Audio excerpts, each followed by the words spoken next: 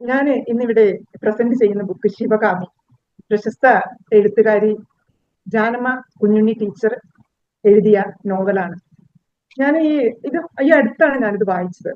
വായിച്ചപ്പോൾ എനിക്ക് ഒരു വ്യത്യസ്ത പ്രമേയമായിട്ട് തോന്നി. അതുകൊണ്ടാണ് ഞാൻ ഈ ബുക്ക് പ്രസന്റ് ചെയ്യാൻ എടുത്തത്. ട്രാൻസ്ജെൻഡേഴ്സിന്റെ അനുഭവങ്ങളും ജീവിതവും പച്ചയായി രേഖപ്പെടുത്തിയ ഒരു ബുക്കാണ്, ഒരു നോവലാണ് ശിവകാമി. ട്രാൻസ്ജെൻഡേഴ്സിനെ കുറിച്ചിട്ട് നമ്മുടെ ഇന്ത്യൻ സാഹിത്യത്തിലും ഒരുപാട് നോവലുകളും എല്ലാം ഉണ്ടായിട്ടുണ്ട്. ലേഖനങ്ങളും ചെറുകഥകളും കവിതകളും ഒക്കെ ഉണ്ടായിട്ടുണ്ട്. മലയാള സാഹിത്യത്തിലും ഉണ്ടായിട്ടുണ്ട്. അരുന്ധതി റോയും MT അവരൊക്കെ കുറച്ച് അപ്രസക്തമായ രീതിയിൽ അവരുടെ ജീവിതകഥ പറഞ്ഞിട്ടുണ്ട്. പക്ഷെ ഈ ശിവകാമി ഇത് ഒരു പക്ഷേ മലയാള സാഹിത്യത്തില് ഒരു സമ്പൂർണ്ണ നോവൽ എന്ന രീതിയിൽ ഇടം നേടിയ ഒരു നോവലാണ്. നമ്മൾ ചിന്തിച്ചിട്ടുണ്ടോ അല്ലെ? ആരോഗ്യമുള്ള ട്രാൻസ്ജെൻഡേഴ്സ് എന്ന് പറയുമ്പോൾ ആരോഗ്യമുള്ള ആളുകളുടെ ഒരു പ്രൊഡക്റ്റാണ് ഈ ട്രാൻസ്ജെൻഡേഴ്സ് എന്ന് പറയുന്ന ഒരു വിഭാഗം. അവരെന്തുകൊണ്ടാണ് നമ്മുടെ സമൂഹത്തിൽ നിന്ന് പാർശ്വവൽക്കരിക്കപ്പെടുന്നത് എന്നെങ്കിലും നമുക്ക് ചിന്തിച്ചിട്ടുണ്ടോ? അപ്പൊ ഇവരെ കുറിച്ചൊക്കെ നമ്മള് സാഹിത്യത്തിലും അതുപോലെ സിനിമകളിലും ഒക്കെ വരുന്നത് ഏകദേശം 19-ാം നൂറ്റാണ്ടിന്റെ ഒരു അവസാനത്തോട് കൂടിയൊക്കെയാണ് വരുന്നത്. അതുവരെ ഇവരുടെ ജീവിതം എങ്ങനെയാണ് ഞാൻ ചിന്തിച്ചിട്ടില്ല. ഈ ഒരു ബുക്ക് വായിച്ചപ്പോഴാണ് എനിക്ക് ഇതിന്റെ യാഥാർത്ഥ്യം മനസ്സിലാക്കാൻ കഴിയുന്നത്. എന്തായിരുന്നു അവര്, എങ്ങനെയാണ് അവർ ഈ സമൂഹത്തിന്റെ പുറത്തേക്ക് വരാതെ, പുറം ലോകം കാണാതെ ഇരുട്ടിന്റെ മറവിൽ നിന്നുകൊണ്ട് ജീവിക്കേണ്ടി വരുന്നത്. ഈ ബുക്ക് വായിച്ചതിന് ശേഷം ഞാൻ ചിന്തിച്ചു പോവുകയാണ്. ആരോഗ്യമുള്ള ഒരു ജനതയാൽ ഉണ്ടാക്കപ്പെട്ട ഒരു വിഭാഗം, എന്തുകൊണ്ട് അങ്ങനെ ഒരു വിഭാഗം ഉണ്ടാകുന്നു എല്ലാം നമ്മൾ ചിന്തിക്കേണ്ട കാര്യങ്ങളാണ്. കാരണം നമ്മൾ അറിയപ്പെടുന്ന പരിഷ്കൃത സമൂഹം എന്നാണ് നമ്മൾ അറിയപ്പെടുന്നത്.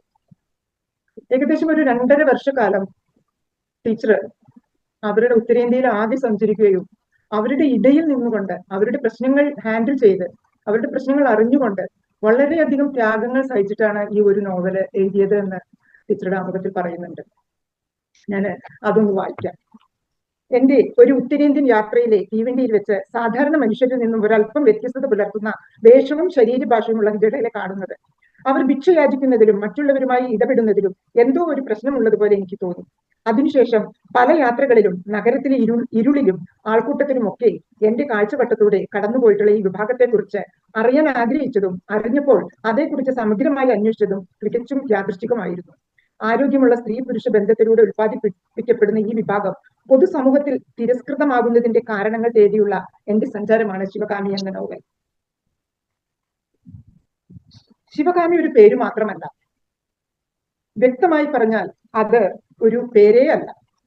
സഹനത്തിന്റെയും സമരസപ്പെടലിന്റെയും ഒരു ടിപ്പണിയാണത്.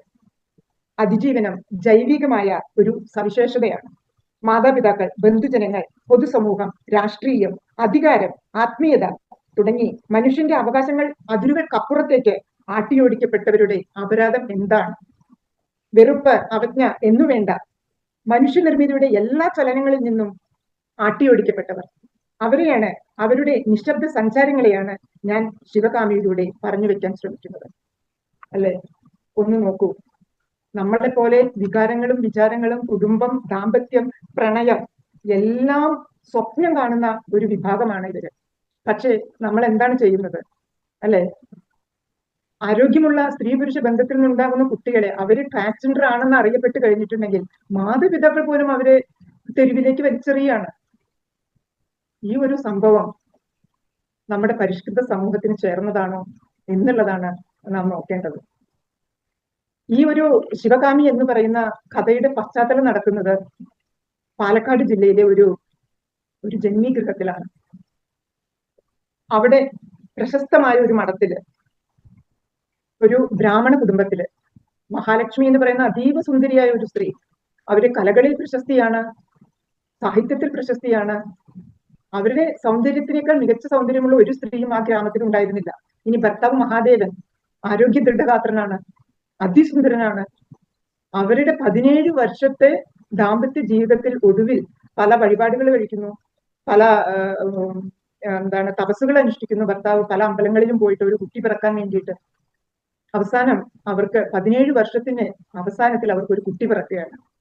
എന്ത് ആഘോഷമാണ് അവരുടെ വീട്ടിലുണ്ടാകുന്നത്! ഒരു കുട്ടി പിറക്കുന്നതിന്റെ മുന്നോടിയായിട്ട് എന്തെല്ലാം വേണോ, എന്തെല്ലാം ആഘോഷങ്ങൾ വേണോ, എന്തെല്ലാം കളിപ്പാട്ടങ്ങൾ വേണോ എല്ലാം അവര് തന്റെ മഠത്തിൽ കൂട്ടിവെക്കുകയാണ് ആ കുട്ടിക്ക് വേണ്ടിയിട്ട്. പക്ഷേ വിധിയെ പഴിച്ചുകൊണ്ട് വിധിക്ക് വിപരീതമായി ആ കുട്ടി ഒരു ട്രാൻസ്ജെൻഡർ ആണ് എന്ന് പോത്തി എന്ന് പറയും എന്ന് അറിയപ്പെടുമ്പോൾ അവർക്കുണ്ടാകുന്ന മനോവേദന ഇത് പറയുന്നുണ്ട്. സിസ്റ്റർ തുണിയിൽ പൊതിഞ്ഞ കുഞ്ഞിനെ മഹാദേവന് നീക്കി. അയാൾ കുഞ്ഞിനെ വാങ്ങിയില്ല. അതിനെ പൊതിഞ്ഞു വെച്ചിരിക്കുന്ന തുണി നീക്കി. കട്ടിയിൽ പഞ്ഞി വെച്ച് മരച്ചിരിക്കുന്ന അരക്കെട്ടിലെ വിചിത്രമായ ലിംഗങ്ങൾ കണ്ട അയാൾ അന്താളിച്ചു നിന്നു. പെട്ടെന്ന് കണ്ണുകൾ തുറച്ച് അയാൾ പൊട്ടിത്തെറിച്ചു. ഇതിനെ കൊന്നേക്ക് ഡോക്ടർ. അശ്രീകരൻ. മഹാദേവൻ വെറും നിലത്ത് കുത്തിയിരുന്ന് വീണ്ടും ഡോക്ടറോട് പറഞ്ഞു, ഇതിനെ കൊന്നു കളഞ്ഞേക്കണം ഡോക്ടർ. പണവും പ്രതാപവും മാന്യതയും ഒക്കെ ഞങ്ങളുടെ സമുദായത്തിന്റെ പ്രാമാണിക സ്ഥാനത്ത് നിന്ന് കുടുംബങ്ങളാണ് ഞങ്ങളുടേത്. നോക്കൂ, അഭിമാനം അല്ലെ, ദുരഭിമാനം എന്ന് വേണമെങ്കിൽ നമുക്ക് പറയാം. കാരണം ആ കുട്ടിയെ കൊന്നുകളയാനാ പറയണത്. ആ കുട്ടിയുടെ ആരുടെ പ്രൊഡക്റ്റ് ആണ് അല്ലെ? ആ മഹാദേവൻ മഹാലക്ഷ്മി എന്ന് പറയുന്ന ആ രണ്ടുപേരുടെയും പ്രൊഡക്റ്റ് ആണ് ആ കുട്ടി എന്ന് പറഞ്ഞിട്ടുണ്ടെങ്കിൽ, അപ്പൊ കുട്ടീനെ കൊന്നുകളയാനാണ് മാതാപിതാക്കൾ ആവശ്യപ്പെടുന്നത് ദുരഭിമാനത്തിന്റെ പേരിൽ അല്ലെ? ഒന്ന് ആലോചിച്ച് നോക്കൂ. പിന്നീട് ആ കുട്ടി വളർന്നു വരുന്നത്, അമ്മ കുട്ടിയെ കൊന്നുകളയാൻ സമ്മതിക്കുന്നില്ല. പക്ഷെ മാതൃത്വത്തിന് ടീച്ചർ ഇവിടെ വളരെ ഇമ്പോർട്ടന്റ് കൊടുത്തിട്ടുണ്ട്. എന്താണ്? അമ്മ പറയുന്നു, എന്ത് കുട്ടിയായാലും കുഴപ്പമില്ല, ഞാൻ ഈ കുട്ടിയെ വളർത്തും എന്ന് പറയാണ്. കാരണം പോത്തി എന്ന് പറയുന്ന ഒരു വിഭാഗത്തിൽപ്പെട്ട കുട്ടിയാണത്. അതായത് സ്ത്രീയുടെ സെക്സ് ഓർഗാനും പുരുഷന്റെ സെക്സ് ഓർഗാനും ഒരേ ശരീരത്തിൽ ഉണ്ടാവുന്ന ആ ഹിജടകളെയാണ് പോത്തി എന്ന് പറയുന്നത്. അപ്പൊ ഡോക്ടർ പറയുന്നുണ്ട്, ഒരുപക്ഷെ ഇവൻ വളർന്നു വരുമ്പോൾ ആണായേക്കാം, ഇനി വളർന്നു വരുമ്പോൾ പെണ്ണായേക്കാം. പക്ഷെ വളർന്നു വരുമ്പോൾ അവൻ ഏത് സ്ത്രീയാണോ പുരുഷനായിട്ട് ജീവിക്കാനാണോ എന്നുള്ളത് അതിന്റെ അവകാശമാണ്. അതൊരു കോടതി വിധിയിലൂടെ ഹിജടകൾ നേടിയെടുത്ത ഒരു അവകാശമാണ്. അങ്ങനെ ഡോക്ടർ പറയുന്നുണ്ട്. ഡോക്ടർ അവനൊരു പേരും നിശ്ചയിക്കുന്നു, മുരളീകൃഷ്ണൻ എന്നുള്ളത്. അങ്ങനെ ആ അമ്മ സ്വന്തം കുഞ്ഞിനെയും കൊണ്ട് ആ മഠത്തിലേക്ക് വരികയാണ്. മഠത്തിലേക്ക് വന്ന് ആരെയും കുട്ടിയെ തൊടിപ്പിക്കുന്നില്ല. കാരണം ഈ കുട്ടീനെ കൊന്നുകളയും എന്നുള്ള പേടിയിൽ ഈ അമ്മ സ്വന്തം ശരീരത്തോട് ചേർത്ത് വെച്ച് കുട്ടിയെ ഒരു 6 വയസ്സ് വരെ വളർത്തുക. 6 വയസ്സാകുമ്പോഴേക്കും കുട്ടി വളർന്നു വരികയാണ്. കുട്ടിക്ക് വളർന്നു വരുംതോറും കുട്ടിയിലെ സ്ത്രൈണത കൂടി വരികയാണ്. കുട്ടി പെൺകുട്ടികളെ പോലെ പെരുമാറുന്നു. അമ്മയുടെ കുങ്കുമം എടുത്ത് നെറ്റിയിൽ തൊടുന്നു. ആണിന്റെ ശരീരവും പെണ്ണിന്റെ പ്രകൃതിയുമായി കുട്ടി വളരുവാണ്. ഇത് മഹാലക്ഷ്മിയിൽ വലിയ ഭീതി ഉണ്ടാക്കുക. അപ്പൊ മഹാലക്ഷ്മി ഇടയ്ക്ക് ഇങ്ങനെ പറയുന്നുണ്ട്, മുരളി നീ പെണ്ണായി നിൽക്കരുത്, നീ പെണ്ണായി ഭാവിക്കരുത്, നീ ആണായി തന്നെ വളരണം. നിന്നെ ഒരു ആണായി വളർത്തിയിട്ട് ഈ മഠത്തിന്റെ അവകാശിയാക്കാം ഞാൻ നിന്റെ അച്ഛന് വാക്ക് കൊടുത്തതാണ്. അപ്പൊ നീ ആണായി തന്നെ വളരണം എന്ന് കുട്ടിയോട് ശരിക്കുകയാണ്. അമ്മയ്ക്ക് പേടിയാണ്. കാരണം ഈ കുട്ടി പെണ്ണായി വളർന്നിട്ടുണ്ടെങ്കിൽ മഹാദേവൻ ഈ കുട്ടിയെ കൊന്നുകളയും എന്നുള്ള പേടിയാണ്. അത് കുട്ടിയോട് പങ്കുവെക്കുന്നുമുണ്ട്. നീ പെണ്ണായി വളർന്നാൽ നിന്റെ അച്ഛൻ നിന്നെ കൊന്നുകളയും എന്ന് പറയുന്നുണ്ട്. പക്ഷെ കുട്ടി തിരിച്ചു ചോദിക്കുന്നു, അമ്മ ഒരു സ്ത്രീയല്ലേ, എന്നിട്ട് എന്തുകൊണ്ട് അമ്മയെ കൊല്ലുന്നില്ല എന്ന് തിരിച്ചും ചോദിക്കുന്ന രംഗങ്ങള് ബുക്കിലൂടെ നീളമുണ്ട്. പക്ഷെ കുട്ടിക്ക് ആ വീട്ടിൽ നിൽക്കാൻ ഒരു തരത്തിലും സാധിക്കുന്നില്ല. കാരണം അച്ഛൻ ഈ കുട്ടിയുടെ ഈ സ്ത്രൈണത കണ്ടിട്ട് അച്ഛൻ ഒരുപാട് ക്രൂരതകൾ ഈ കുട്ടിയോട് ചെയ്യുന്നുണ്ട് ദുരഭിമാനത്തിന്റെ പേരില്. അതില് ഈ ബുക്കിന്റെ 14-ാം പേജില് അതിനെക്കുറിച്ച് പറഞ്ഞിരിക്കുന്നുണ്ട്. ആ കുട്ടിയോട് കാണിക്കുന്ന ക്രൂരതകളെ കുറിച്ചിട്ട് പറയുന്നുണ്ട്. ഒരു ദിവസം ഈ കുട്ടി അമ്മയുടെ സാരി എടുത്തിട്ട് വീട്ടിന്റെ ഉള്ളിൽ നിൽക്കുമ്പോ അച്ഛൻ പെട്ടെന്ന് വരുവാണ്. ഏതാണ് ഇവിടെ ഒരു പെൺകുട്ടി? അയാൾ ഒറ്റ നോട്ടത്തിൽ സംശയിച്ചു. മുരളിയെ തിരിച്ചറിഞ്ഞതോടെ ക്ഷോഭത്താൽ ഭ്രാന്തനായ അയാൾ അരയിൽ നിന്ന് ബെൽറ്റഴിച്ച് മുരളിയുടെ മുഖത്തും മുതുകിലും ആഞ്ഞടിച്ചു. അതും പോരാഞ്ഞ അടുക്കളയിലെ അടുപ്പിൽ തിളച്ചു കിടന്ന വെള്ളം കലത്തോടെ എടുത്തുകൊണ്ടുവന്ന് മുരളിയുടെ നഗ്നമായ അരക്കെട്ടിലേക്ക് ഒഴിച്ചു. അവന്റെ 2 പാദങ്ങളും അടിച്ചു പൊട്ടിച്ചു. കരച്ചിൽ കേട്ട ഓടി വന്ന മഹാലക്ഷ്മിയെയും അയാൾ അടിച്ച് അവശയാക്കി. മുരളി വേദന കൊണ്ട് കുളഞ്ഞു. അരക്കെട്ട് വെന്തു വീർത്തു. പാദങ്ങളിൽ നിന്നും ചോര വാർന്നു. മുഖം മുറിഞ്ഞു വീർത്തു. പുറത്തും മുതുകിലും ചോരയും നീരും. കരയാൻ പോലും ആകാതെ അവൻ വെറും നിലത്ത് നിശ്ചലനായി കിടന്നു. അങ്ങനെ ഒരുപാട് ക്രൂരതകള് ഈ കുട്ടിയോട് ചെയ്യുന്നുണ്ട്. അമ്മ അത്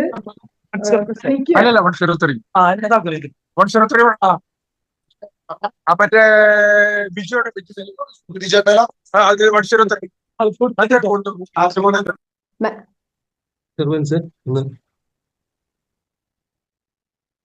മാഡം റെജീന മാമിന് മാത്രമേ അത് ഓഫ് ചെയ്യാൻ പറ്റുള്ളൂ. ഹോസ്റ്റിന് പ്ലാറ്റ്ഫോം അല്ലേ. മാം ഒന്ന് പിന്നെ സുമിത മാം ഒന്ന് അൺമ്യൂട്ട് ചെയ്തോളൂ. സുമതി മാം. ഓക്കെ, എന്താ പറ്റിയത് മാം? അത് 2-3 ശബ്ദങ്ങൾ പെട്ടെന്ന് മ്യൂട്ടോൾ കൊടുത്തു. ഓക്കെ, അപ്പൊ ഈ കുട്ടിയോടുള്ള ക്രൂരതകൾ കൂടി വരികയാണ്. ഈ കുട്ടിക്ക് ആരോടും പറയാനില്ല. കാരണം സ്കൂളുകളിലെ ടീച്ചേഴ്സ്, അതുപോലെ അടുത്ത ബന്ധുക്കള്, അയൽപക്കക്കാര് ഒക്കെ ഈ കുട്ടിയെ വെറുപ്പോടെയാണ് നോക്കുന്നത്. പക്ഷേ ഏതൊരു സിറ്റുവേഷനിലും നമുക്ക് നമ്മളുടെ മനസ്സ് തുറക്കാൻ ഒരാളുണ്ടാവും. അതുപോലെ ഈ കുട്ടിക്കും അവിടെ ഒരു വേലു അണ്ണൻ എന്ന് പറയുന്ന ഒരു ഇസ്തിരിക്കടക്കാരൻ ഉണ്ട്. അയാളോടാണ് ഈ കുട്ടിയുടെ വിഷമങ്ങളെല്ലാം ചെന്ന് പറയുന്നത്. പക്ഷെ അയാള് സമാധാനിപ്പിക്കുന്നുണ്ട്. നീ ഹിജഡയായി വളർന്നത് നിന്റെ തെറ്റുകൊണ്ടല്ല. പക്ഷെ നിന്റെ മാതാപിതാക്കളെ ദുരഭിമാനത്തിന്റെ പേരിൽ അവരുടെ തെറ്റ് മറച്ചു പിടിക്കുകയാണ്. പക്ഷെ നീ ഒരിക്കലും തളരരുത്. കാരണം നിനക്കും കൂടെ അവകാശപ്പെട്ട ലോകമാണ് ഇത്. നീ വളരെ ധൈര്യമായി മുന്നോട്ട് തന്നെ പോകണം എന്ന് പറഞ്ഞ് കുട്ടിയെ സമാധാനിപ്പിക്കുന്നുണ്ട്. അങ്ങനെ പല ഘട്ടങ്ങളിലും ഈ കുട്ടി വേലുവണ്ണന്റെ വാക്ക് കേട്ടുകൊണ്ട് ആണായി തന്നെ ജീവിക്കാൻ വേണ്ടി ശ്രമിക്കുന്നുണ്ട്. പക്ഷെ വളരും തോറും ഈ കുട്ടിയുടെ ശരീരാവയവങ്ങളൊക്കെ പെണ്ണിന്റെ ഓരോ ഭാഗങ്ങൾ ശരീരത്തിൽ വളർന്നു വരികയാണ്. അത് ഈ കുട്ടിക്ക് ഒരിക്കലും മറച്ചു വെക്കാൻ പറ്റുന്നില്ല. സ്ത്രൈണത കൂടിക്കൂടി വരികയാണ്. അച്ഛന്റെ പീഡനങ്ങൾ സഹിക്കവയ്യാതെ ഈ കുട്ടി വീട്ടിൽ നിന്നും ഇറങ്ങി പോകുക. കാരണം അമ്മ സപ്പോർട്ട് ചെയ്യുന്ന വിചാരിച്ചത്, പക്ഷെ ദുരഭിമാനത്തിന്റെ പേരിൽ അമ്മയ്ക്കും സപ്പോർട്ട് ചെയ്യാൻ പറ്റാത്ത അവസ്ഥ വരുമ്പോ ഈ കുട്ടിക്ക് ആരുമില്ലെന്ന് തോന്നല് എന്തായാലും എനിക്ക് സ്ത്രീയായിട്ട് തന്നെ വളരണം, ജീവിക്കണം എന്ന ഉറച്ച തീരുമാനമെടുക്കുകയും അതിന് എന്റെ വീട് അനുകൂലമല്ല, എന്റെ നാടും അനുകൂലമല്ല, അപ്പൊ ഞാൻ ഇവിടുന്ന് പുറത്തു പോയേ മതിയാവൂ എന്നുള്ള ആ കുട്ടിയുടെ ഉള്ളിലുള്ള ഉൾപ്രേരണ വേലു അണ്ണനോട് പറയുകയാണ്. അപ്പൊ ഈ വേലു അണ്ണന്റെ കാര്യം പറഞ്ഞപ്പോ എനിക്ക് എന്റെ നാട്ടില് എന്റെ ചെറുപ്പകാലത്ത് എനിക്ക് ഒരാളെ കണ്ടത് ഓർമ്മ വരികയാണ്. കമലാദാസ് എന്നായിരുന്നു അയാളുടെ പേര്.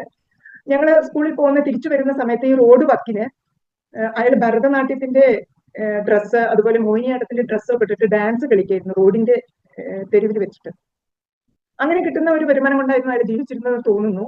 അതുപോലെ ഇതുപോലെ ഒരു കട, ഒരു പെട്ടിക്കട ആ ഭാഗത്തുണ്ടായിരുന്നു. അവിടെ ഒരു നീളൻ ബെഞ്ചിൽ ഇരുന്നിട്ട് ഈ പെട്ടിക്കടക്കാരനും ഈ കമലാദാസും സംസാരിക്കും. അപ്പൊ ഞങ്ങൾ കുറച്ച് കുട്ടികളെ, ഞങ്ങൾക്ക് ഇയാളെ കാണുമ്പോൾ ഭയങ്കര കൗതുകമായിരുന്നു. ഈ ഡാൻസ് കഴിഞ്ഞിട്ടുണ്ടെങ്കിൽ ഇയാൾ അവിടെ അടുത്തൊരു റൂമുണ്ട്, അവിടെ ഡ്രസ്സ് മാറ്റിയിട്ട് ഒരു ഹാഫ് കൈ ഷർട്ടും ഒരു ഒറ്റമുണ്ടും ഒരു സ്ലിപ്പറും ഇട്ടിട്ട് ഇയാൾ ഇങ്ങനെ നടക്കുന്ന തലമുടിയൊക്കെ ഇങ്ങനെ മേലെ ഒരു കഷന്തിയായി തലമുടിയൊക്കെ ഇങ്ങനെ ചിന്നിപ്പാറി നടക്കുന്ന ഒരു രംഗം ഇപ്പോഴും എന്റെ മനസ്സിലുണ്ട്. അപ്പൊ അയാൾ ഇയാളുടെ ഒരു പക്ഷെ ജീവിതകഥയായിരിക്കും പറയുന്നത്. അയാൾ തമിഴാണ് സംസാരിച്ചിരുന്നത്. പിന്നീട് എന്തായെന്ന് അറിയില്ല. പക്ഷെ ഈ വേലു അണ്ണന്റെ കഥ ഞാനിത് വായിച്ചപ്പോ എനിക്ക് ആ കാര്യം ഒരു 40-45 വർഷം മുൻപുള്ള കാര്യങ്ങളാണ്, അതെനിക്ക് ഓർമ്മ വരികയാണ്. അപ്പൊ വേലു അണ്ണൻ ഈ കുട്ടിയെ സമാധാനിപ്പിക്കുകയാണ്, നീ ഒരു കാര്യം ചെയ്തോ, ഞാൻ നിനക്ക് സെക്കന്ദരാബാദിലുള്ള ഒരു സ്ത്രീയുടെ, സുമയ്യ എന്ന് പറയുന്ന ഒരു സ്ത്രീയുടെ അഡ്രസ്സ് തരാം. നിനക്ക് സെക്കന്ദരാബാദിലേക്ക് ഞാനൊരു ടിക്കറ്റും ബുക്ക് ചെയ്ത് തരാം. പിന്നെ ആ ട്രെയിനിൽ നിന്നെ പോലുള്ള ആളുകൾ ഉണ്ടാവും, അവരെ കൂട്ടുപിടിച്ചിട്ട് നീ പോവുക, ജീവിക്കുക, തിരിച്ചു വരുന്നത് നല്ലൊരു സ്ത്രീ ആയിട്ട് തിരിച്ചു വരിക എന്നുള്ള ഒരു ഉപദേശം കൊടുത്തിട്ട് അയാൾ ടിക്കറ്റ് എടുത്തു കൊടുക്കുകയാണ് മുരളിക്ക്. മുരളി വളരെ വേദനയോടുകൂടി, കാരണം എന്താണെന്ന് വെച്ചാൽ സ്വന്തം ഗൃഹം വിട്ടുപോവുക, സ്വന്തം നാട് വിട്ടുപോവുക എന്ന് പറഞ്ഞാൽ എല്ലാവർക്കും ഭയങ്കര പെയിൻഫുൾ ആണ്. അതിന് മുരളി സ്വന്തം നാട് വിട്ടു പോവുകയാണ്. നാട് വിട്ടുപോയി അയാള് സുമയ്യയുടെ അടുത്തെത്തി. അപ്പൊ സുമയ്യ ചോദിക്കുന്നുണ്ട്, ഈ ലെറ്റർ കൊടുക്കുന്നുണ്ട് സുമയ്യക്ക്. വേലുവണ്ണൻ ഒരു ലെറ്റർ കൊടുത്തിട്ട് വിടുന്നുണ്ട്. അപ്പോ സുമയ്യ ഈ ലെറ്റർ കണ്ടപ്പോ സുമയ്യക്ക് സുമയുടെ പഴയ കാലങ്ങൾ ഓർമ്മ വരും. ഒരുപാട് ആളുകളുടെ ജീവിത കഥകൾ ഈ നോവലിൽ പ്രതിപാദിച്ചിട്ടുണ്ട്. സുമയ്യ എങ്ങനെ ആ സുൽത്താന തെരുവിന്റെ സ്ട്രീറ്റിന്റെ അധിപതിയായി എന്നും എങ്ങനെയാണ് സുമയ്യ അങ്ങനെ ആയി എന്നും ഈ വേലുവണ്ണനും സുമയ്യയും തമ്മിലുള്ള ബന്ധങ്ങളാണെന്നും ഒക്കെ വ്യക്തമായിട്ട് നോവൽ പ്രതിപാദിച്ചിട്ടുണ്ട്.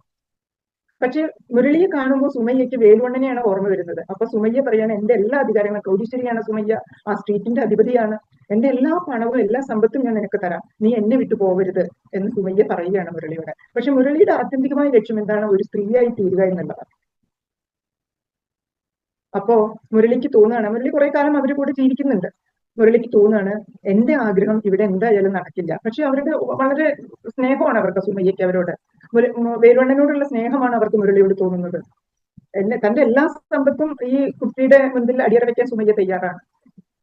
പക്ഷെ മുരളി അവിടെ നിൽക്കുന്നില്ല, മുരളി അവിടുന്ന് പോവുകയാണ്. അപ്പൊ മുരളിയെ പോകാൻ സഹായിക്കുന്ന സുമയുടെ തന്നെ ഒരു കൂട്ടാളി, ഒരു ഉമേഷ് എന്ന് പറഞ്ഞ ആളാണ്. അപ്പോ അവർക്ക് ഡയറക്ഷൻ കൊടുക്കുന്ന ഹമാം, അതായത് ഉസുറൂരിൽ ഹമാം എന്ന് പറയുന്ന ഒരു സ്ഥലമുണ്ട്. അത് ഹിജഡകളുടെ ഒരു ലോകമാണ്. അവിടെ പോയിട്ടുണ്ടെങ്കിൽ ഒരുപക്ഷെ നിനക്ക് നിന്റേതായ സ്വപ്നങ്ങൾ നിനക്ക് സാക്ഷാത്കരിക്കാൻ പറ്റും എന്ന് പറഞ്ഞുകൊണ്ട് മുരളി ഹമാമിലേക്ക് യാത്രയാകുമ്പോൾ മുരളി ഈ സുമയ്യയുടെ കുറച്ച് ഡ്രസ്സും എടുത്തിട്ടാണ് പോകുന്നത്. അങ്ങനെ റെയിൽവേ സ്റ്റേഷനിൽ വെച്ചിട്ട് ആണിന്റെ ഡ്രസ്സ് എന്നേക്കുമായി ഉപേക്ഷിച്ചിട്ട് പെണ്ണായിട്ട് തന്നെ ഡ്രസ്സ് ചെയ്ത് ശിവകാമി എന്ന പേരും സ്വീകരിച്ചിട്ടാണ് ആ കുട്ടി അവിടുന്ന് പോകുന്നത്. അങ്ങനെ പോകുന്നത് റോഡിലെ കൂടെ ഇറങ്ങി നടക്കുമ്പോൾ ഒരു സ്ത്രീ വന്നിട്ട് ചോദിക്കുകയാണ്, നീ കോട്ടിയാണല്ലേ എന്ന് ചോദിക്കുകയാണ്. പത്മാവതി എന്നാണ് ആ സ്ത്രീയുടെ പേര്. ആ സ്ത്രീ ഹമാം അന്തേവാസിയാണ്. അങ്ങനെ അവർ പരസ്പരം സംസാരിച്ച് ഈ മുരളി എന്ന ശിവകാമി ഹമാമിൽ എത്തിച്ചേരുകയാണ്. ഹമാമിൽ എത്തിച്ചേരുമ്പോഴാണ് അവിടുത്തെ ഒരുപാട് ആചാരങ്ങളും അനാചാരങ്ങളും ഒക്കെ ശിവകാമി മനസ്സിലാക്കുന്നത്. ഒരു ഹിജഡകളുടെ സമൂഹമാണ് അവിടെ, അവരുടെ ഒരു സാമ്രാജ്യമാണ് അത്. അവരുടെ കുടുംബം എന്നറിയപ്പെടുന്ന 7 തരത്തിലുള്ള കുടുംബങ്ങളാണ് അവർക്ക്. അവരുടെ ഒരു കുടുംബത്തിന് ഘരാന എന്നാണ് പറയുന്നത്. പിന്നെ അവർക്കൊരു ജീവിത ശ്രേണിയുണ്ട്. അതായത് അവിടെ ആദ്യമായിട്ട് എത്തപ്പെടുന്ന ഒരു ഹിജഡനെ അവിടുത്തെ അന്തേവാസി ദത്തെടുക്കണം. ഈ ദത്തെടുക്കൽ ചടങ്ങ് എന്ന് പറഞ്ഞിട്ടുണ്ടെങ്കിൽ അവർക്ക് അവിടെ ആഘോഷമാണ്. അപ്പൊ ദത്തെടുക്കുന്ന ആള് ഗുരുവും ദത്തെടുക്കപ്പെടുന്ന വ്യക്തി ചേലയുമാണ്. ചേല എന്ന് പറഞ്ഞാൽ മകൾ. പിന്നെ ഈ ഗുരുവിനെ വേറെയും കുട്ടികളെയും ദത്തെടുക്കാം. അവരെ നാട്ടിച്ചേലകൾ എന്നാണ് അറിയപ്പെടുന്നത്.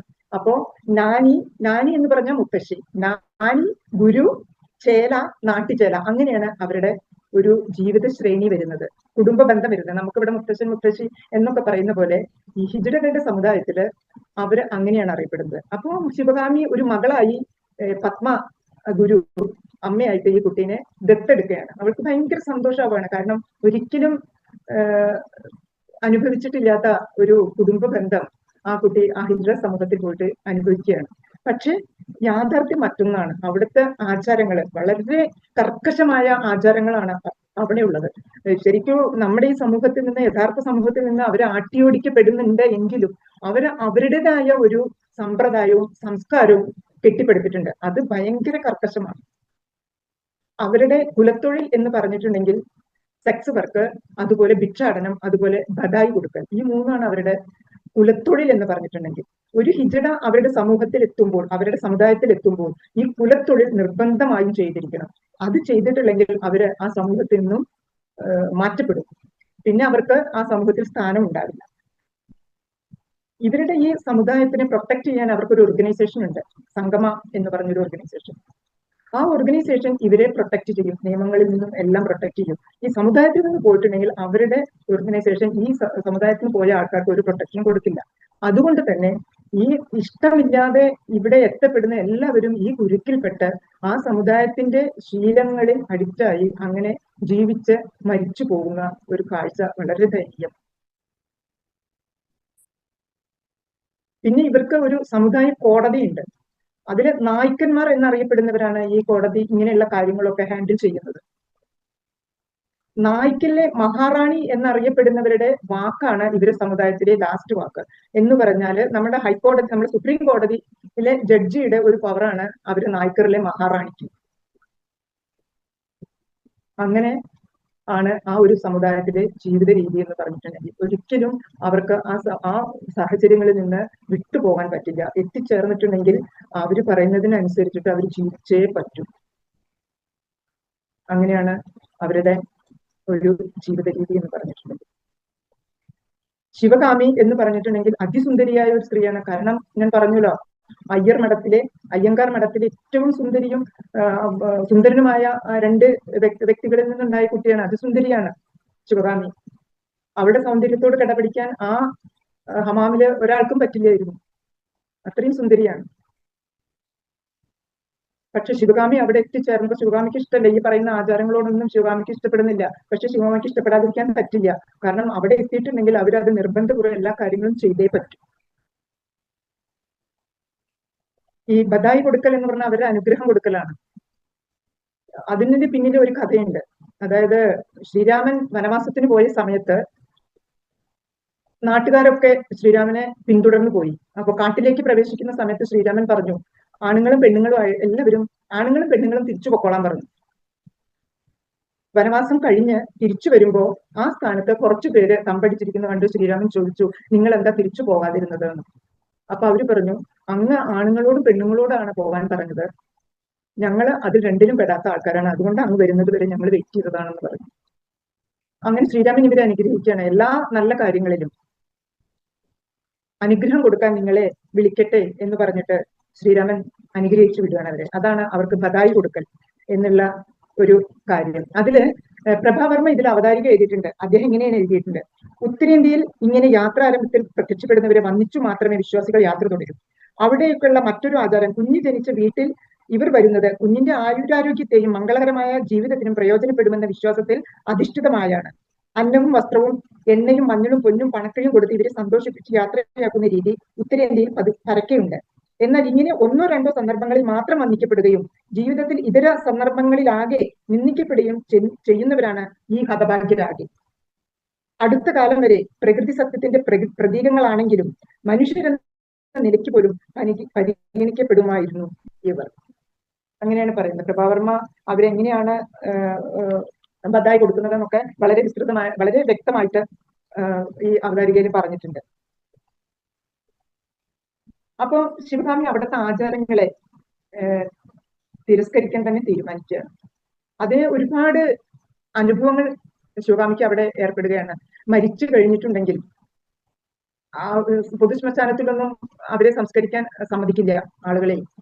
അവര് ഇങ്ങനെ വൃത്തികെട്ട ജീവിതം നയിക്കുന്നവരാണെന്ന് പറഞ്ഞിട്ട് അവരെ ശ്മശാന ഭൂമിയിലൊന്നും സംസ്കരിക്കാൻ ശ്രമിക്കില്ല. ഏതെങ്കിലും ഒരു പാടത്തോ പറമ്പിലോ കൊണ്ടുപോയിട്ട് ഈ പട്ടിയും പൂച്ചനെയൊക്കെ സംസ്കരിക്കുന്ന പോലെ സംസ്കരിക്കുകയാണ് ചെയ്യാറ്. കോർപ്പറേഷന്റെ വണ്ടി വന്നിട്ടാണ് അവരെ എടുത്തു കൊണ്ടുപോകുക. കാരണം ടീച്ചർ പറയുന്നുണ്ട്, ഈച്ച അങ്ങനെ വലിയ വലിയ ഈച്ച ശവത്തിന്റെ ഒരു ഇതുപോലെ സംഗമയുടെ ആചാരങ്ങളിൽ, അതായത് ഇവരുടെ ആചാരങ്ങൾ അനുഷ്ഠിക്കേണ്ട ഒരാള് അവരുടെ സമുദായത്തിൽ നിന്ന് പുറത്തു പോകുന്നുണ്ട്. അയാൾ ഒടുവിൽ മരണപ്പെട്ടിട്ട് ഒരു മരത്തിന്റെ ചോട്ടിൽ കിടന്ന് അയാൾ മരണപ്പെടുക. അങ്ങനെ മരണപ്പെട്ടിട്ട് അവരുടെ ശവം മറവ് ചെയ്യാൻ ആരും വരുന്നില്ല. അപ്പോ കോർപ്പറേഷന്റെ വണ്ടി വന്നിട്ട് ഈ ശവം എടുത്തു കൊണ്ടുപോവാണ്. എടുത്തുകൊണ്ടുപോയി ഇത് മരത്തിന്റെ ചോട്ടിൽ കിടന്ന് മരിച്ചത് കൊണ്ട് പോസ്റ്റ്മോർട്ടം ചെയ്യണം. അപ്പൊ പോസ്റ്റ്മോർട്ടം ചെയ്യാൻ ഡോക്ടർ സമ്മതിക്കുന്നില്ല. കാരണം ഇത്തരം ചീഞ്ഞളിഞ്ഞ ശവങ്ങളെ പോസ്റ്റ്മോർട്ടം ചെയ്യാൻ എനിക്ക് പറ്റില്ല. പക്ഷെ ശിവകാമി അതൊക്കെ ചെന്നിട്ട് ആ ഡോക്ടറോടൊക്കെ തട്ടിക്കേറുന്ന പല രംഗങ്ങളും ഉണ്ട്. ഇതൊക്കെ ശിവകാമിയുടെ മനസ്സിനെ വല്ലാതെ ബാധിക്കുകയാണ്. അങ്ങനെ ശിവകാമി ഇവർക്ക് വേണ്ടിയിട്ട്, ഹിജഡകൾക്ക് വേണ്ടിയിട്ട് പോരാടാൻ തന്നെ തീരുമാനിക്കുകയാണ്. അത് അവസാനത്തെ ചാപ്റ്ററിൽ അതിൽ എങ്ങനെ വ്യക്തമായിട്ട് പറഞ്ഞിട്ടുണ്ട്. അവരുടെ സമൂലമായ പരിവർത്തനം സാധ്യമാകണമെങ്കിൽ ഭരണതന്ത്രത്തിന്റെ ജനാധിപത്യവൽക്കരണം നടക്കണം. അതിന് കൽപ്പും കർമ്മശേഷിയുമുള്ള ഭരണകൂടങ്ങൾ ഉണ്ടാകണം. സമത്വ ആശയത്തിന്റെ സാക്ഷാത്കാരം ആകാശസീമയിൽ നിന്നും അങ്കണത്തട്ടിലേക്ക് ഇറങ്ങി വരണം. അത് കറുകപ്പുല്ലും കുറുന്തോട്ടിയുമായി മണ്ണിൽ പടർന്നു വേരുറപ്പിക്കണം. ഹിജഡകളുടെ സ്വീകാര്യത സമൂഹത്തിന്റെ ബാധ്യതയാകരുത്, അവരുടെ കർത്തവ്യമാകണം. മനുഷ്യരെന്ന ഏകകത്തിൽ നീചത്വങ്ങളോ പാർശ്വവൽക്കരണമോ ഇല്ലാത്ത സമത്വ ശീർഷകത്തിൽ ഒരു അധ്യായമായി സാമൂഹ്യ ബോധം സ്ഥാപിക്കപ്പെടണം. ശിവകാമിയുടെ തലച്ചോറിൽ കരിവണ്ട് പോലെ ആശയങ്ങൾ മൂളി മുരണ്ടു നിന്നു. പക്ഷെ ഹിജഡകൾ മുഖ്യധാരയുടെ കണ്ണീരായി തീരാൻ ദൂരമത്രേ താണ്ടണമെന്നോർത്തപ്പോൾ അവളുടെ മനസ്സ് പുകഞ്ഞു. അതിലേക്കൊരു ചുവട് വെക്കാൻ അവസരം ഉണ്ടാകുമെന്ന് അവൾ പ്രതീക്ഷിച്ചു. എന്നാൽ അതിനോട് ഇണങ്ങിച്ചേരാൻ സമുദായവും സന്നദ്ധമാകണമല്ലോ. കാലങ്ങളായി കൊണ്ടു നടക്കുന്ന ശീലങ്ങളും അത് ഉളവാക്കുന്ന ആത്മഹർഷങ്ങളും പാടെ പരിത്യജിക്കാൻ ഹിജഡകൾക്ക് കഴിഞ്ഞെന്നു വരില്ല. കാരണം ഹിജഡ സംസ്കാരം പൗരാണികമായ ഈടുവയ്പ്പുകളുടെ ഈർപ്പം തട്ടാത്ത അറകളിൽ അടച്ചിട്ടിരിക്കുന്ന വിശ്വാസ പ്രമാണമാണത്. മതേതിഹാസങ്ങളിൽ പരാമർശിക്കപ്പെടുന്ന സംശയപൂരണത്തിന്റെ ദുരൂഹമായ അനുബന്ധമാണത്. അതുകൊണ്ട് തന്നെ അത് കർക്കശവും സമുദായത്തെ സംബന്ധിച്ച് യുക്തിഭദ്രവുമാണ്. അതനുസരിക്കുക ഹിജഡ സമൂഹത്തിന്റെ ബാധ്യതയാണ്. പക്ഷേ ശിവകാമി ഇതിനൊന്നും കൂട്ടുനിൽക്കില്ല. ശിവകാമി ഈ സമൂഹത്തിന്റെ ആചാരങ്ങളെ ആകെ തൃണവൽക്കരിച്ചുകൊണ്ട് ഒരു ദിവസം പോലീസ് സ്റ്റേഷനിലെ ഒറ്റയ്ക്ക് സത്യാഗ്രഹം ഇരിക്കുകയാണ് ശിവകാമി. അവിടെ കള്ളക്കേസിൽ കുടുക്കി അവരുടെ കൂടെയുള്ള ഒരാളെ അറസ്റ്റ് ചെയ്തപ്പോ ശിവകാമി ഒറ്റയ്ക്ക് അവിടെ പോയിരുന്നു. ശിവകാമി പല പോലീസിന്റെ ബൂട്ട്സ് കൊണ്ടും അവരുടെ പല പല കാര്യങ്ങളും ശിവകാമിക്ക് മേലെ അവർ ചൊരിയുന്നുണ്ട്. പക്ഷെ ശിവകാമി ഇങ്ങനെ ഒറ്റയ്ക്ക് ഇരുന്നപ്പോൾ ഹിജഡ കൂട്ടങ്ങളാതെ ഒന്നായി ശിവകാമിക്ക് വേണ്ടിയിട്ട് അവിടെ ശബ്ദമുയർത്തുകയാണ്. ശബ്ദമുയർത്തി ശിവകാമിയെ പോലീസ് സ്റ്റേഷനിലും, അപ്പോഴേക്ക് ടിവിയും മാധ്യമങ്ങളും എല്ലാം വന്ന് പോലീസുകാർക്കെതിരെ അവരെ ഇങ്ങനെയുള്ള ആളുകളെയൊക്കെ ചൂഷണം ചെയ്യുന്നു എന്നുള്ള രീതിയിൽ വാർത്തകളൊക്കെ വന്ന് അത് പോലീസിനാകെ ഭരണകൂടത്തിനാകെ ഒരു പ്രശ്നമാവുകയും ഇവർക്ക് വേണ്ട നീതി നടപ്പാക്കാൻ വേണ്ട നിയമനിർമ്മാണങ്ങൾ ചെയ്യാൻ മുതിരുകയും ചെയ്യുന്നുണ്ട്. അത് ഈ അധ്യായത്തില്, അതായത് 14ാമത്തെ അധ്യായത്തില് വളരെ വ്യക്തമായി പറയുന്നുണ്ട്. പിന്നെ ശിവകാമിയെ ഇങ്ങനെയൊക്കെ കാര്യങ്ങൾ ചെയ്യുന്നത് കൊണ്ട് അവളെ സംരക്ഷിക്കാൻ വേണ്ടിയിട്ട് ഡോക്ടർ അരുന്ധതി, ഡോക്ടർ ആനന്ദ് എന്ന് പറയുന്ന 2 വിമൺ ആക്ടിവിസ്റ്റുകൾ വരികയാണ്. അവരുടെ സഹായത്താല് ശിവകാമി ഈ കാര്യങ്ങളൊക്കെ ചെയ്യുന്നത്. ദില്ലി ഹൈക്കോടതി കഴിഞ്ഞ ദിവസം പ്രഖ്യാപിച്ച വിധി കേട്ട് അഡ്വക്കേറ്റ് വന്ദന മിശ്ര പറഞ്ഞു, പ്രായപൂർത്തിയാകാത്ത 2 വ്യക്തികൾ തമ്മിൽ പരസ്പര സമ്മതത്തോടെ നടത്തുന്ന ലൈംഗിക വേഴ്ച കുറ്റകരമല്ല. ആ വാർത്ത കേട്ട ഹാളിൽ കരഘോഷം മുഴങ്ങി. കാരണം ഹിജഡകളെ സംബന്ധിച്ച ഈ വിധി പുതിയ ആകാശത്തിലേക്കുള്ള വാതിലുകൾ തുറന്നിടുകയാണ്. എന്നാൽ ഈ വിധിയുടെ സൽഫലങ്ങൾ അറുത്തെടുക്കാൻ ആളുകളും ഉണ്ടായി. മത തീവ്രവാദികളും ഒപ്പം ആരോഗ്യ വിദഗ്ധരും എതിർപ്പുമായി രംഗത്ത് വന്നു. ഭാരതീയ സംസ്കൃതിയുടെ തിട്ടൂരവുമായി സാമ്പ്രദായിക ജീവിതശൈലിയുടെ വിശുദ്ധിക്ക് വിഘാതമായി ഈ വിധി പിൻവലിക്കണമെന്നായിരുന്നു അവരുടെ ആവശ്യം. ഇതെല്ലാം മനസ്സിലാക്കിയ ശിവകാമി ഹിജഡ സമുദായത്തിന്റെ ഈ അവകാശ ലംഘനത്തെ ചോദ്യം ചെയ്തുകൊണ്ട് സുപ്രീം കോടതിയിലെത്തി. അങ്ങനെ ശിവകാമിയുടെ ശബ്ദം കപട സദാചാരത്തിനെതിരെ ആഞ്ഞടിച്ചു എന്ന് പറയുകയാണ്. ശിവകാമി ഹിജഡകൾക്ക് വേണ്ടി തന്റെ ജീവിതമാകെ ഒഴിഞ്ഞു വെച്ചുകൊണ്ടാണ് എല്ലാ പ്രവർത്തനത്തിനും ഇറങ്ങുന്നത്. ഒരുപാട് ബുദ്ധിമുട്ടുകൾ അവൾ സഹിക്കുന്നുണ്ട്. സമുദായത്തിൽ നിന്നും, അതായത് ഹിജഡ സമുദായത്തിൽ നിന്നും, അതുപോലെ പോലീസ് ഭരണകൂടത്തിന്റെയും ഒരുപാട് വെല്ലുവിളികളെ ശിവകാമി നേരിടുന്നുണ്ട്.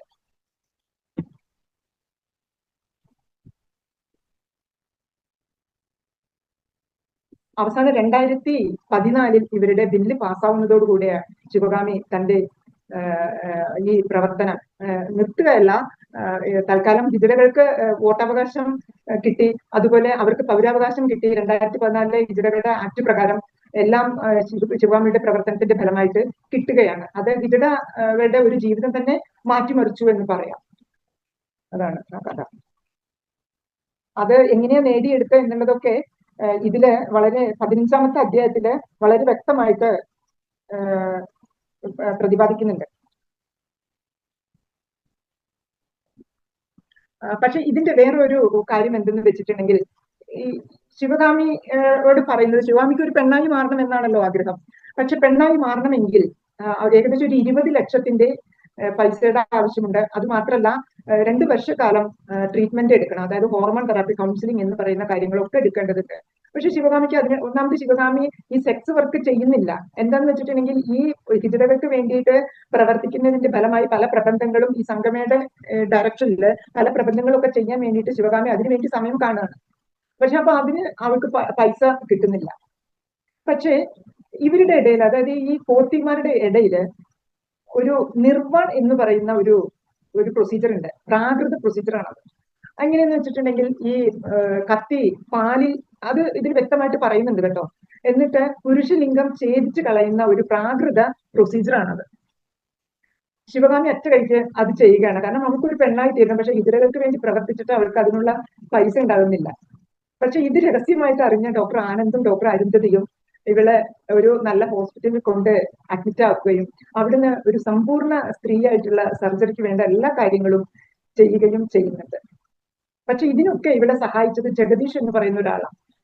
പൈസ കൊണ്ട്, അത് 20 ലക്ഷം രൂപ വേണം. ആ പൈസയൊക്കെ കൊടുത്ത് ജഗദീഷ് എന്ന് പറയുന്ന ഇവളുടെ ഇഷ്ടമുള്ള ഒരാളാണ്. സുമയ്യയുടെ ഒരു കൂട്ടിരിപ്പുകാരനാണ് ഈ ജഗദീഷ് എന്ന് പറയുന്നത്. ജഗദീഷ് പല തവണയും ഇവളെ കാണാൻ വരുന്നുണ്ട്, ശിവകാമി കാണാൻ വരുന്നുണ്ട്. അവർക്ക് ഇവളോട് പ്രണയമാണെന്ന് പറയുന്നുണ്ട്. പക്ഷെ ശിവകാമി പറയുന്നുണ്ട്, എനിക്ക് പ്രണയിക്കാൻ സമയമില്ല. പക്ഷെ ഏതോ ഒരു സന്ദർഭത്തില് അവൾക്കും ജഗദീഷിനോട് പ്രണയം തോന്നുകയാണ്. അപ്പൊ പറയുന്നുണ്ട്, ഞാനൊരു പൂർണ്ണ സ്ത്രീയായിട്ട് വരുമ്പോൾ മാത്രമാണ് ഞാൻ നിന്നെ സ്വീകരിക്കുള്ളൂ എന്ന് ശിവകാമി പറയുന്നുണ്ട്.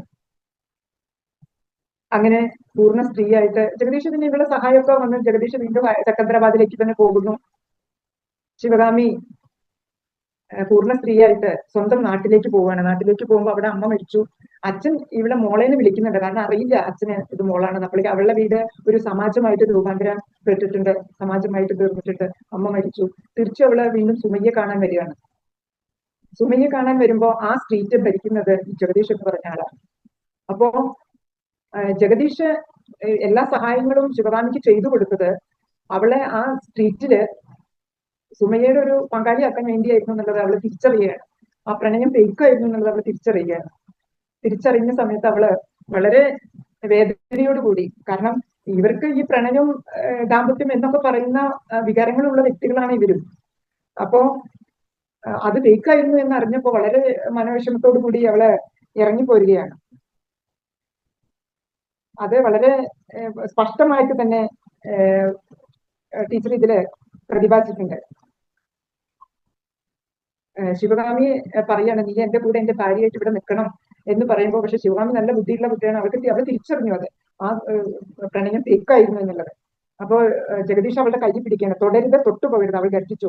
ഞങ്ങളുടെ വർഗത്തിനില്ലാത്ത ഒരു മര്യാദയാണിത്. ഞങ്ങളെ തേടി വരുന്ന ക്ലയന്റുകളെ നിഷേധിച്ചാൽ ഞങ്ങളുടെ തൊഴിലിന് അത് ദോഷം ചെയ്യും. പക്ഷേ നീ നാളിതുവരെ നമ്മൾ സൂക്ഷിച്ച അകലം അതിന്റെ സുമേരിപ്പുള്ള അർച്ചനയാണ്. ഈ നിമിഷം മുതൽ നമ്മൾ അപരിചിതരാണ്. നിനക്കായി ഇതുപോലെ സൂക്ഷിച്ചു വെച്ച എന്റെ ജീവിതം ഞാൻ നല്ല വിലയ്ക്ക് വിൽക്കും. എന്റെ വർഗത്തിന്റെ വിമോചനത്തിന് വേണ്ടി വളച്ചൊടിക്കുന്ന നിയമവും വക്കുപൊട്ടിയ നീതിയും അവരെ കുത്തി നോക്കിക്കുമ്പോൾ അതിനെതിരെ ചെറുത്തു നിൽക്കുവാൻ കലാപകാരികൾക്ക് ബന്ധവും ബന്ധനങ്ങളും ചേരില്ല. കുടുംബവും കൂട്ടാളിയും ഇല്ലാത്ത കുലത്തൊഴിൽ ചെയ്യുന്നവർക്ക് കാലഭേദങ്ങളില്ല, ദേശരാഷ്ട്രങ്ങളില്ല, സഭ്യതയും സദാചാരവും ഇല്ല. ഞങ്ങൾ സ്വതന്ത്രരാണ്. സ്വാതന്ത്ര്യം ഞങ്ങളുടെ ജന്മാവകാശമാണ്. ജഗദീഷ് ശിവകാമി വാതിലുകൾ ഒന്നൊന്നായി ചവിട്ടിക്കടന്ന് ഒരു തീക്കാറ്റ് പോലെ പുറത്തേക്കിറങ്ങി. ജഗദീഷ് അവൾക്ക് പിന്നാലെ ഓടിച്ചെന്നോട് അവളുടെ വഴി തടഞ്ഞു. മാറി നിൽക്കു സുൽത്താനെ. എന്റെ ജന്മദാതാക്കളുടെ നിക്ഷേപം നീക്കിക്കളഞ്ഞെങ്കിലും ഞാൻ ആരാണെന്ന് ഞാൻ മറന്നിട്ടില്ല. പടം പൊഴിക്കുന്ന പാമ്പിനെ പോലെ എനിക്ക് മുന്നോട്ട് എഴിഞ്ഞു പോകാതെ പറ്റില്ലല്ലോ. കാരണം ആത്യന്തികമായി ഞാനാണ്. ഹിജഡ, കൊത്തിയായ മുരളി എന്ന ശിവകാമി. പെട്ടെന്ന് സുൽത്താന സ്ട്രീറ്റിലെ വെളിച്ചം കെട്ടു. വീശിയിടിച്ച കാറ്റിൽ തെരുവുമാളികൾ ഉലഞ്ഞു. പൊടുന്നനെ പെയ്തിറങ്ങിയ കല്ലുമഴയിൽ ശിവകാമിയുടെ കൺവീലികൾ കുതിർന്നു. ഇങ്ങനെ പറഞ്ഞിട്ടാണ് ഈ നോവല് അവസാനിക്കുന്നത്. ശരിക്കും നോക്കൂ, അവള് വീണ്ടും ആ ഹിജഡ സമുദായത്തിലേക്ക് പോവുകയാണ്. ഞാൻ ചിന്തിക്കുന്നത് അതല്ല, ആ കുട്ടിയെ ഒരു കംപ്ലീറ്റ് ഒരു സ്ത്രീയായി വരുമ്പോ ആ അച്ഛൻ അവളെ അംഗീകരിക്കുന്നുണ്ട്. അവളെ ഒരു സ്ത്രീയാക്കി മാറ്റാൻ ഈ അച്ഛന് പറ്റുമായിരുന്നു. അത്രയ്ക്കും ധനമുള്ള ഒരു വീട്ടിൽ പറഞ്ഞ കുട്ടിയാണത്. അപ്പൊ അവരുടെ ദുരഭിമാനമാണ് ഈ കുട്ടിയെ ഇത്രയും പീഡനങ്ങൾക്ക് നമ്മൾ വിട്ടുകൊടുത്തതും. അവസാനം വീണ്ടും അവള് താൻ വഞ്ചിക്കപ്പെട്ടു അല്ലെ. ഏതോ ഒരു മനുഷ്യന്റെയും മനസ്സിലുണ്ടാകുന്ന ഒരു മൃദുല വികാരമാണ് പ്രണയം എന്നുള്ളത് അല്ലെ. അപ്പൊ അത് ഫേക്കായിരുന്നു എന്ന് അറിഞ്ഞപ്പോൾ അവൾ ഹിജഡകൾക്ക് വേണ്ടി പ്രവർത്തിക്കാൻ വേണ്ടി മുന്നിട്ടിറങ്ങി വീണ്ടും ആ ഹിജഡ സമുദായത്തിലേക്ക് തന്നെ പോകാൻ നിശ്ചയിക്കുകയാണ്. അപ്പോ ഈ ഹിജഡ സമൂഹം എങ്ങനെയാണ് ഉണ്ടാവുന്നത്? ഒന്ന് ആലോചിച്ച് നോക്കൂ, എങ്ങനെയാ ഹിജഡ സമൂഹം ഉണ്ടാവുന്നത്? നമ്മളാൽ തിരസ്കരിക്കപ്പെടുന്ന ഒരു വിഭാഗങ്ങള് അവർക്ക് സമൂഹത്തിൽ തൊഴിൽ നിഷേധിക്കുമ്പോൾ, അവർക്ക് സമൂഹത്തിലെ എല്ലാ നിയമങ്ങളും നിഷേധിക്കുമ്പോൾ ഇവര് ഒന്നിച്ചു കൂടും അല്ലെ. ഒന്നിച്ചു കൂടുമ്പോ അവര് കൂട്ടമായിട്ട് മാറുകയാണ്. അതേസമയം നമ്മളോട് ചേർത്ത് നിർത്താൻ നോക്കിയാലോ, അവർക്ക് ഇപ്പൊ ഒരുപാട് ചികിത്സകൾ ഇതിന് അവൈലബിൾ ആണ്. ആ ഹിജഡകളുടെ അവരുടെ ബയോളജിക്കൽ ചേഞ്ചസ് നമ്മൾ മനസ്സിലാക്കി നമ്മൾ അവരെ ചേർത്ത് നിർത്തിയാല് അങ്ങനത്തെ ഒരു സമൂഹം ഉണ്ടാവുമോ? അപ്പൊ ആ സമൂഹം ഉണ്ടാക്കുന്നത് നമ്മളല്ലേ. ആരോഗ്യ ഉള്ള രണ്ട് വ്യക്തികളല്ലേ ആ സമൂഹത്തിന്റെ ഉത്തരവാദികള്. ഇത് നമ്മൾ മനസ്സിലാക്കണ്ടേ. ആരാ അതിന്റെ ഉത്തരവാദികള്? നമുക്ക് ഉത്തരവാദിത്വമില്ലേ? രാഷ്ട്രീയക്കാർക്ക് ഉത്തരവാദിത്വമില്ലേ? സാമൂഹ്യ പരിഷ്കർത്താക്കൾക്ക് ഉത്തരവാദിത്വമില്ലേ? നമ്മളെ പോലുള്ള ആളുകൾക്ക് ഉത്തരവാദിത്വമില്ലേ അങ്ങനെ ഒരു സമൂഹം ഉണ്ടാകാതിരിക്കാൻ വേണ്ടിയിട്ട്? അപ്പോ എന്താണ് പറയേണ്ടത്? എല്ലാത്തിനും ഉത്തരവാദികൾ നമ്മളാണ്, അവരല്ല. അവര് ആട്ടിയോടിക്കപ്പെടുകയാണ്. ജീവിക്കാൻ വേറെ മാർഗമില്ലാഞ്ഞിട്ട് അവരുടെ കുലത്തൊഴിലായ സെക്സ് വർക്ക് ചെയ്യേണ്ടി വരികയാണ്. സെക്സ് വർക്കും ഈ പ്രോസ്റ്റിറ്റ്യൂഷൻ തമ്മിൽ വലിയ വ്യത്യാസമുണ്ട് കേട്ടോ. സെക്സ് വർക്ക് എന്ന് പറഞ്ഞാൽ അവരുടെ ഒരു കുലത്തൊഴിലാണത്. അത് ചെയ്യേണ്ടി വരും. അവർ നിർബന്ധിക്കപ്പെടുകയാണ്. എത്ര കുട്ടികളാണ് അങ്ങനെ ഇത്തരം ഒരു സംസ്കാരത്തിലേക്ക് ചെന്ന് ചാടപ്പെടുന്നത്? ഒരുപാട് കഥാപാത്രങ്ങൾ ടീച്ചർ ഈ നോവലിൽ കൊണ്ടുവന്നിട്ടുണ്ട്. ഇതുപോലെ അവഗണിക്കപ്പെട്ട് ഓടിച്ചെന്ന് അവര് ആവശ്യമില്ലാത്ത ഇവരൊക്കെ പോലീസുകാര് രാത്രി ഇവരുടെ ഹമാമിലേക്ക് ചെല്ലുകയും എന്നിട്ട് ഇവര് ഈ സെക്സ് വർക്ക് ചെയ്ത് വെച്ച പൈസയും ആഭരണങ്ങളും ഒക്കെ പകൽ വെളിച്ചത്തിൽ പോയി റെയ്ഡ് ചെയ്ത് പിടിക്കുകയും ചെയ്യുന്ന പോലീസുകാരെ ഇതിൽ ചിത്രീകരിച്ചിട്ടുണ്ട്. ഒരുപാട് വേദനകൾ അനുഭവിക്കുന്ന ഒരുപാട് വ്യക്തികളെ ഈ ഒരു ബുക്കിൽ ടീച്ചർ ചിത്രീകരിച്ചിട്ടുണ്ട്. അത് വായിക്കുമ്പോൾ നമുക്ക് ഒരു വിങ്ങലില്ലാണ്ട് നമുക്ക് ഈ ബുക്ക് വായിച്ചു തീർക്കാൻ പറ്റില്ല എന്നുള്ളതാണ് ഞാൻ പറയുന്നത്. അപ്പോ നമ്മളുടെ അടുത്തുള്ളവര്, നമ്മളുടെ കണ്ണിൽ പെടുന്ന ഇതുപോലുള്ള ആൾക്കാരെ നമുക്ക് സ്വീകരിക്കാനുള്ള, അവരെ മനസ്സിലാക്കാനുള്ള ഒരു മനസ്സ് നമുക്കുണ്ടാകണം. ഒരുപാട് ആൾക്കാർ നല്ല രീതിയിൽ ജീവിച്ചു പോകുന്നുണ്ട്. ബിനിത മാഡം ഈ ഗ്രൂപ്പിൽ ഉണ്ടോന്ന് എനിക്കറിയില്ല.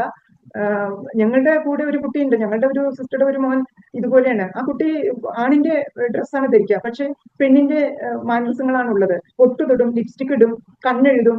പക്ഷെ ഒരുപാട് ഫ്രണ്ട്സ് ഞങ്ങള് ആ ഹോസ്പിറ്റലിലെ ആളുകൾ വളരെ അരുമയായിട്ട് കൊണ്ടു നടക്കുകയാണ്. അതുകൊണ്ട് തന്നെ അവർ നല്ലൊരു ജീവിതം എടുക്കാൻ പറ്റുന്നുണ്ട്. അവർക്ക് ബയോളജിക്കലായിട്ട് ഒത്തിരി ചേഞ്ചസ് ഉണ്ട്. അത് നമ്മളൊന്ന് മനസ്സിലാക്കിയാൽ മതി. എന്തുകൊണ്ടാണ് അവർ ഈ ഹൈപ്പർ ആക്ടിവിറ്റി ഉണ്ടാക്കുന്നത്? വളരെ ചെറുപ്പത്തിൽ, ഇപ്പൊ ഇതിന് ശിവകാമി ചെറുപ്പത്തിൽ അനുഭവിക്കേണ്ടി വന്ന തലച്ചോറ് പൊട്ടുന്ന രീതിയിലാണ് ആ കുട്ടീനെ അച്ഛൻ തല്ലുന്നത്. തലച്ചോറ് പൊട്ടുന്നുണ്ട്.